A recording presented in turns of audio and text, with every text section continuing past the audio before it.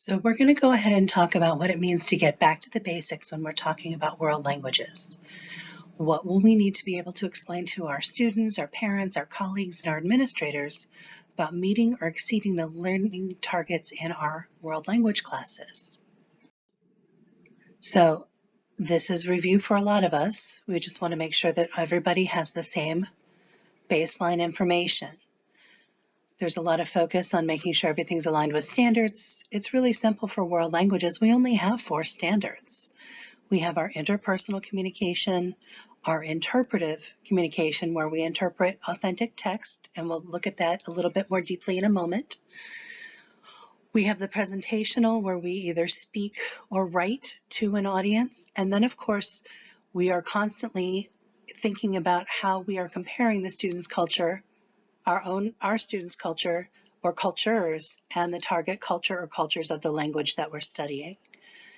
So we have to think about this. Really, those 3 modes of communication are so clear, and that's perfectly aligned with what's happening in all the other classrooms when they talk about literacy. That's what we do. So we have that interpersonal communication again. Most of the time it's oral. Occasionally, if it's instant messaging going back and forth, then written can be interpersonal, but 99% of the time we're talking about speaking. Interpretive, that could be viewing, listening, or reading. And we can even take that a step further. There's no active negotiation of meaning between where the information is presented from and those of us who are interpreting the message. And then there's that presentational speaking or writing. And that's what our goal is, to do a whole lot of the interpretive and processing with the interpersonal before we ask our students to do a formal presentational speaking or writing task. We also have 3 strands that are woven throughout: those connections to language and literacy, connections to other disciplines, and communities. And all of these support literacy as well as that whole cultural competency piece that's so clearly important when you look at our strategic plan, you look at our core actions, and you just think about equity in general. So as a review again, our national organization, ACTFL, has provided definitions about proficiency levels. Mostly in a K-12 setting, we're going to see students in the novice, intermediate, and maybe somewhat into the advanced range. You're not really going to see the superior, distinguished, or native until you get really at a university level or postgraduate level, or a native speaker who has been truly educated in their language in their home country beyond and into the university and so on. Why are those important? Because our World Language Essential Standards for North Carolina are also organized by proficiency levels and sublevels. Just a reminder that our novice learners are more like parrots. They can only reproduce what they have memorized and have taken in. Our intermediate language learners, which is where the majority of our K-12 students land, they're either reaching into intermediate or they're building capacity at intermediate, and they're surviving with the language. They're beyond memorizing, but they're not so necessarily highly proficient that they can easily tell stories in all types of time frames without some errors. And then when our students are truly advanced and they can easily tell long stories, paragraph length discourse in multiple time frames and so on, those are our students at the advanced IB, really high flyers in our AP programs and so on. Now, although North Carolina defines our state standards, ACTFL is where our national standards come from, and these updated and accessible ACTFL can-do statements are so helpful to help break down and give really clear descriptors of what the can-dos mean and what that language would look like. And so when these statements were updated, you'll go through, if you go into those documents, it'll tell you what you're looking at by mode. It'll give you a benchmark for the range.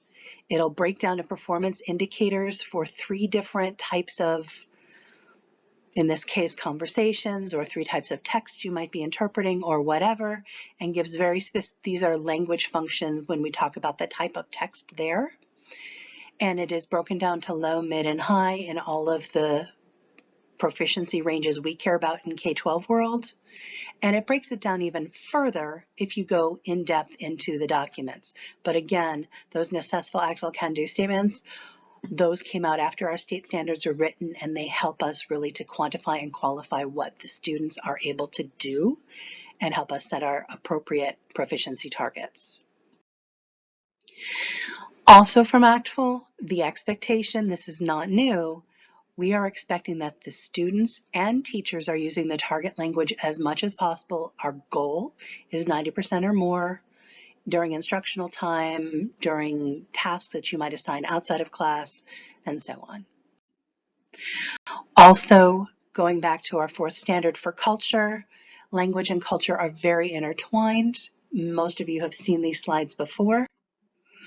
And we want to make sure that we understand the idea of interculturality and intercultural communication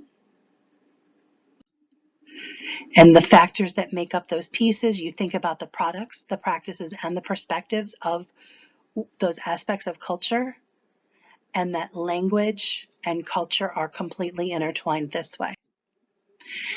When you do go look through at the necessful, ACTFL, can-do statements, and that link is here on that slide for you as well, we think about investigating products and practices to understand the cultural perspectives. And these are not broken down by sublevels, they are just by range. So in our K-12 setting, most of our students are not going to get beyond that intermediate range. So here's what it looks like for investigate. And then of course there's that whole interaction piece that talks about what language are we using as well as what behaviors are we exhibiting. And again, just by range, not by sublevel. It even breaks it down even further when you go into those publications with specific broken down little I can statements for the novice level and the intermediate level and beyond. Here's what you need to know to care about that. So if we think about our 3 modes of communication, which are our 3 standards, that interpersonal is really that intercultural interaction where language and behavior are being used in context, in an actual experience, either with a learner of the same target language or a native speaker of that target language. That intercultural investigation piece is where we're doing our interpretive, bringing in all that input so that we can help our students then again eventually produce some output based on their findings when they've done that intercultural investigation. We've already taken the time for most of our courses, exploratory K through 8, levels 1, 2, and 3, and our Heritage Speakers courses, that we've already taken the time to give you curriculum frameworks where we break it down with we have performance objectives, performance indicators, all of the above, and we've broken it down where we take it from input to output, and we even tell you which modes of communication you are using, which takes it back directly to the standards. We've even given you sample tasks that are aligned with each of the different I can statements. You can explore these further, you probably already have, but just letting you know that we already did the work for you to at least give you a strong framework as you are planning for proficiency, providing comprehensive input, and basically doing all of the core actions for literacy in your classroom. One other tool that we tend to use is the TEL project, and there are 3 great correlations directly from the TEL project when we're talking about intercultural investigations and interactions and how this relates back to literacy and the 3 modes of communication, basically our state standards, our national standards, and the core actions all tie together, broken down in a nice, simple way through the TEL project. So we have learning tools number 1. I use a variety of learning tools to help learners access language, culture, and content to meet performance objectives. I use a variety of learning tools to help learners produce language, interact with culture and content to meet performance objectives. And I use a variety of learning tools that facilitate the understanding of the perspectives behind those cultural products and practices. When we're talking about learning tools, that's when we're talking about an authentic text or resource, whatever that text may be, not just necessarily printed words on a page. Again, to be able to effectively and efficiently do the core actions in a world language classroom, we need to focus on input from authentic resources to prepare students for output. And the same resource could be used for all levels. What you differentiate is the task and what you're asking students to pull out that they can comprehend, not necessarily changing a text and scaling it back because they're at a novice range and making it more advanced because they're working towards advanced. Again, the authentic resource can be accessible. You have to make sure that the task is aligned with your proficiency targets. The other piece to really keep in mind when we talk about text, it's anything you can interpret with any of your five senses. So you could taste an apple. When you go past Starbucks, you're interpreting text because you can smell the coffee roasting.